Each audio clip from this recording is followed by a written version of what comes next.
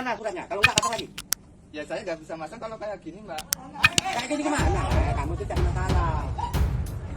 Syadaralun, warga Ngesiharjo, Kapanewon, Kasihan, Bantul, Yogyakarta berinisial ASF 19 tahun terancam kurungan penjara 2 tahun 8 bulan atas pemukulan petugas PLN.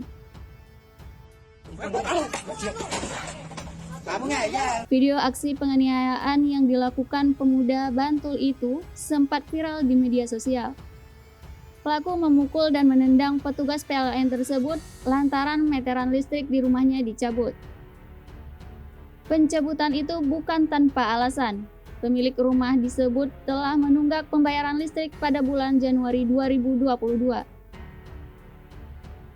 Kasat Reskrim Polres Bantul, AKP Arsy Nevada menjelaskan pelaku itu merupakan adik dari pemilik rumah yang meteran listriknya dicabut. Berdasarkan keterangan, pemilik rumah belum menyelesaikan pembayaran di bulan Januari 2022 dan sudah mendapat peringatan sebanyak 3 kali. Korban mendapat pukulan dan tendangan di bagian bahu, kaki, dan bagian tubuhnya. Korban lantas melapor ke Polsek Kasihan dan pelaku kemudian berhasil diringkus di rumahnya pada Sabtu 5 Februari 2022. Secara terpisah, pelaku yang memukul petugas PLN itu mengaku menyesal atas perbuatannya. Pelaku terancam dikenakan sanksi dengan pasal 351 ayat 1 KUHP tentang penganiayaan dengan ancaman penjara 2 tahun 8 bulan. Ini kamu ya? Ya.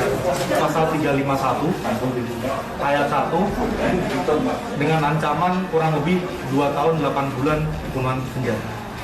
Misal Pak, Kenapa kemarin sampai emosi memukul dan menendang dari petugas PLN ini kenapa? itu kemarin saya meminta untuk menunjukkan surat perintah kerjanya, tidak mau menunjukkan. Kediaman dari terlapor sudah mendapatkan surat terkait penunggakan pembayaran listrik, dan pada tanggal 2 Februari 2022 dari pihak petugas PLN datang ke kediaman tersebut, kemudian melaksanakan tugas dengan surat perintah tugas yang telah diberikan dari pihak PLN dan melaksanakan pemutusan meteran listrik.